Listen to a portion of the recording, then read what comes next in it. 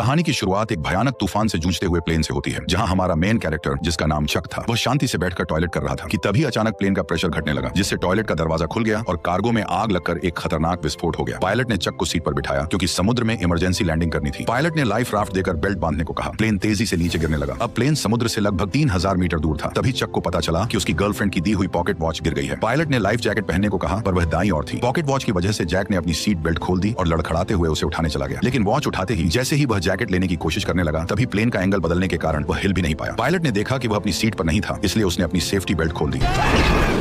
तेज झटकों से पायलट बुरी तरह घायल हो गया। पायलट ने प्लेन को समुद्र की सतह पर धीमी गति से टच कराया, लेकिन गलत लैंडिंग से पानी केबिन में भर गया। सेफ्टी बेल्ट न बंधे होने की वजह से चक की जान बच गई। तभी अचानक प्लेन का ऊपरी हिस्सा फट पड़ा और समुद्र का पानी प्लेन के अंदर भरने लगा। लेकिन किस्मत से चक के हाथ में इन्फ्लेटेबल राफ्ट था, पर जैसे ही उसने उसे खोला, तभी अचानक राफ्ट से जुड़ा हुआ हिस्सा प्लेन में फंस गया। डूबता हुआ एरोप्लेन चक को राफ्ट के साथ नीचे खींचने लगा, पर चक की किस्मत अच्छी थी क्योंकि राफ्ट से जुड़ी हुई रस्सी अचानक टूट गई और इस तरह लाइफ राफ्ट ने उसे खींचते हुए मौत के मुंह से बाहर निकाल लिया। आखिरकार चक सही सलामत समुद्र की सतह तक पहुंच गया। उसने अपनी पूरी ताकत लगाकर राफ्ट पर चढ़ने की कोशिश की और मरते दम तक राफ्ट के किनारे को कसकर पकड़े रहा, लेकिन वह धीरे धीरे उस इंजन की ओर बहने लगा जो अभी भी चल रहा था। पीछे खतरा देखकर उसने तुरंत आंखें बंद कर ली। तभी इंजन में आग लग गई और विस्फोट की लहर ने उसे उछालकर फिर से समुद्र में गिरा दिया। पूरा प्लेन एक जोरदार ब्लास्ट के साथ धीरे धीरे समुद्र में डूब गया, लेकिन खतरा अभी टला नहीं था। चक को न केवल समुद्र की तेज आंधी तूफान का सामना करना पड़ा, बल्कि एक के बाद एक उठती विशाल लहरों को भी झेलना पड़ा। वह बस लाइफ राफ्ट की रस्सी को कसकर पकड़े रहा। इसी तरह पता नहीं कितनी देर बीत गई और अचानक लाइफ राफ्ट की हवा निकल गई। तेज चट्टानों ने उसे फाड़ दिया। इसका मतलब था कि वह आखिरकार किनारे पर पहुंच गया था। वो अपनी आखिरी ताकत जुटाकर लाइफ राफ्ट को घसीटते हुए किनारे तक लाया। अगली सुबह जब धूप उसके चेहरे पर पड़ी, तब उसे महसूस हुआ कि वह जिंदा है और छोटे से आइलैंड पर बहकर आ गया है। लेकिन मौत के मुंह से बच निकलने के बाद भी उसे कोई राहत नहीं मिली, क्योंकि वह नहीं जानता था कि इस अनजान जगह पर उसे कौन कौन सी खतरनाक चीजों का सामना करना पड़ेगा। वह चलते चलते प्लेन से बिखरी हुई चीजें उठाता गया और आइलैंड के अंदर अपने ही जैसे लोगों की खोज शुरू कर दी। लेकिन जब उसने चारों ओर नजर डाली, तो उसका स्वागत केवल कभी खत्म न होने वाले सन्नाटे ने किया। इससे यह साफ था कि वो एक ऐसे आइलैंड पर फंस चुका था जो दुनिया के नक्शे पर भी नहीं था।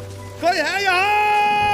यहाँ फंसकर मर ना जाए, इसलिए उसने खुद को बचाने के लिए तरह तरह के उपाय सोचने शुरू कर दिए। लेकिन इस समय उसके पास समुद्र तट पर हेल्प का निशान लिखने के अलावा कोई कारगर तरीका नहीं था। जल्दी ही रात का अंधेरा छा गया और वह अब भी उम्मीद कर रहा था कि कोई गुजरती हुई नाव उसे देख ले। लेकिन जैसे जैसे रात होती गई, उसकी उम्मीदें भी धीरे धीरे चारों ओर के सन्नाटे की वजह से डर में बदलती गई। वह जंगल के बेहद खतरनाक जीवों की आवाज सुनकर लगातार डर से कांपता रहा। अगले दिन उसने इकट्ठा की गई चीजों से एक काम चलाओ रेस्टिंग प्लेस बनाया और प्लेन से निकले सामान की जांच शुरू कर दी। अब उसके पास उसकी गर्लफ्रेंड द्वारा दी गई एक पॉकेट वॉच के अलावा और कुछ भी काम का नहीं बचा था। अपनी गर्लफ्रेंड के साथ बिताए पलों को सोचते हुए उसे इस प्लेन में आने का और भी ज्यादा पछतावा हुआ। दरअसल केली के बिजनेस ट्रिप पर जाने से पहले उसने चक को एक पॉकेट वॉच दी थी ताकि क्रिसमस पर लौटते ही दोनों एक दूसरे से शादी कर लें। लेकिन एक अचानक हुई विमान दुर्घटना ने इस शादी को यहीं पर रोक दिया। जब उसके सभी फैमिली मेंबर यह मान चुके थे कि चक इस हादसे में मारा गया है, तब भी वह जिद के साथ जिंदा रहा। लेकिन इस सुनसान आइलैंड पर खाना पीना बहुत बड़ी मुसीबत बन गया था और चक कब तक टिक पाएगा, यह भी किसी को नहीं पता था। उसने अपनी कंपनी के बहुत से पार्सल वापस इकट्ठा किए, लेकिन उसने उन्हें खोलने का फैसला नहीं किया।